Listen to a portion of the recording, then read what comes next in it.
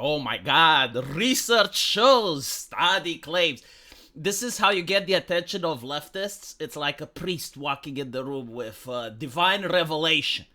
Because if you use the satanic common sense, they look at you with horror and despair. Like, what is that? Pattern recognition, common sense. Get away. Show us the study, the research, source. Source. Do you have a source for it? Yeah, we got a source. New report claims that gamers spend more time watching video games than playing video games. And they typically spend around 7.4 hours a week gaming and 8.5 hours watching video games. Now, the interesting thing is that I actually went on leftist circle Reddit. I went on Reddit. And they were saying how, these gaming companies should look into legislation and turn against the streamers because, look, the streamers are stealing their business. And I'm thinking, like, how can you be so mentally retarded adjacent? Like, I'm not calling you mentally retarded. I'm just saying you're adjacent. How can that be possible? Like, I'm not a scientist, okay? I don't go to universities, but it seems that my brain is above your scientist. Like, I am able to come up with certain conclusions without having to spend taxpayer money. I know that human knowledge is not supposed to be found in this manner, but I'm like a mutant, like an X-Men. I got superpowers. I'm able to find out the answers of the universe without actually being an academic. Like here's an example, right? Number one, when in 2024, most AAA games are shit. Utter shit. And it's not because this is subjective. Like, no, the market is refusing them. We had studio crashes. Like AAA multi-million-dollar studios crashing. Like the studio that made Forspoken. The games aren't selling, okay? Like, it's time to admit that they're shit. The first step is acceptance. And once you accept it, then you can try to figure out why they're shit. And I read, it's been the end of the year, and I read all the articles, like, trying to explain why games like Concord were a failure. And, or why games like Suicide Squad are failures. And one of the things that they cope with, one of the things that they gaslight themselves with, is that, the price. The price is the problem, the price to entry. It's like, motherfucker, Concord was in open beta, no one fucking played it. Suicide Squad is now $2. Barely 2,000 people decide to pick it up. Maybe it's not the price. And then they're trying to rationalize, is the gameplay. Is the gameplay. How the fuck do you know it's the gameplay? How can it be the gameplay if no one plays it? If no one buys it and no one plays it? How can you suggest that the gameplay is the problem, you moron? So it's not the price, it's not the gameplay. Just go on fucking YouTube, go into any comment section, and people will fucking tell you it's the wokeness. Alright? I know it hurts. I know it pisses you off. I know you're in denial, and you will never accept this. But what if it's the truth? And you know what? I will spin the question on them. I will fucking spin the question on them. If it was the wokeness, how would it look like? Like, if a video game would actually fail because of the wokeness, how would that appear? Like in your mind, how would that look like? And if you're going to ask me about what is woke, I'll be like, well, what if there was like some ideology that we can't actually describe, but it's like you kind of feel it, you kind of get a vibe for it, right?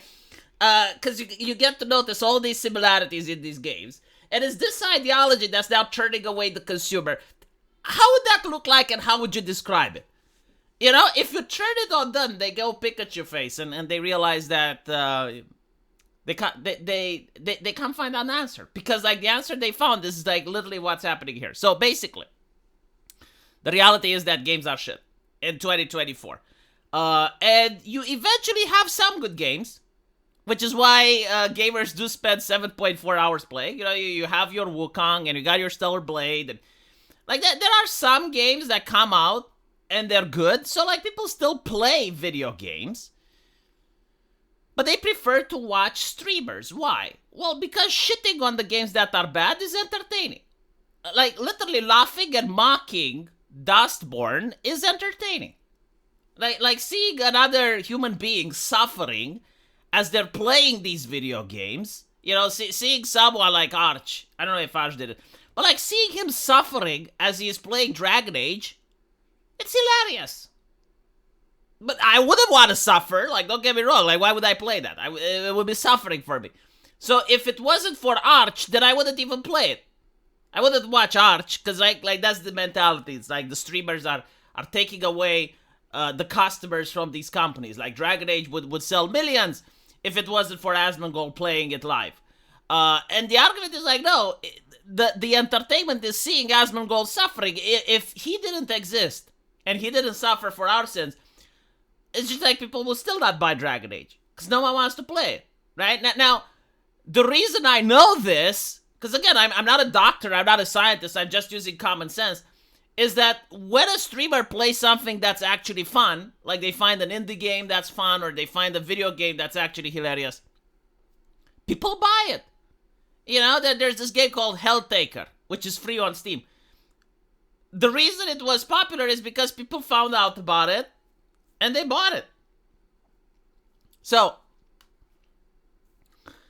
none of the stuff that they're saying makes logical sense, right? What I am saying makes logical sense. People are watching the streamer because they like to see the shit show. They like to laugh. It's like, who on earth thought that this is going to sell? Who on earth thought that this is a good idea?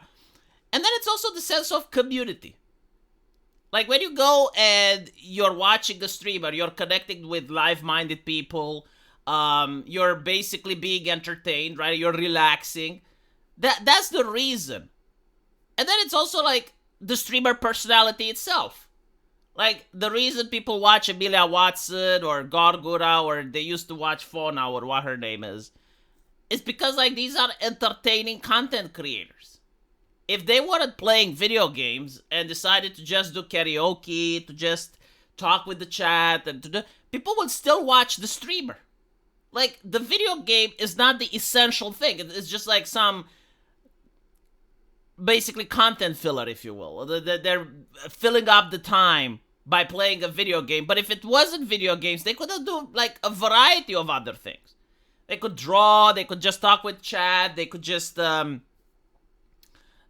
interact with each other, right? Like the video game is just there because it's convenient. They could do react videos, and they would still have like the same amount of watch time. I don't think that the streamers require the games in order to remain popular.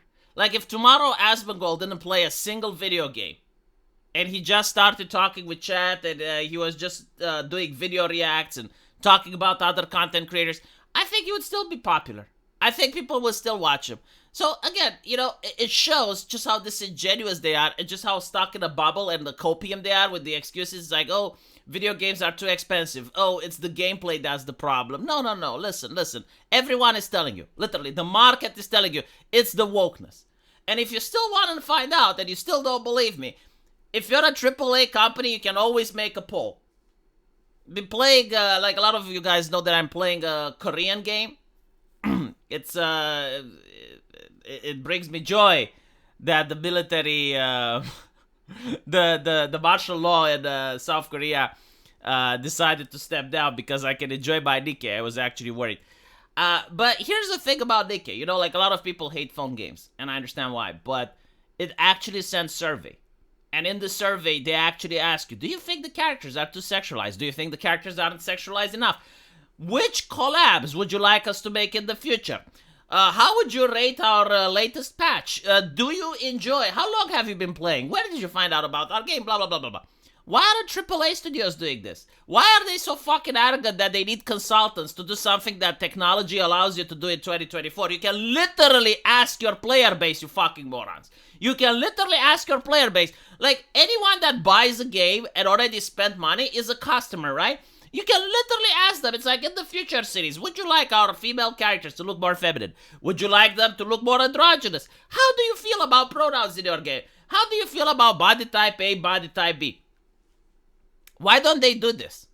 Let me know what you think, and I'll see you in the comment section. Take care.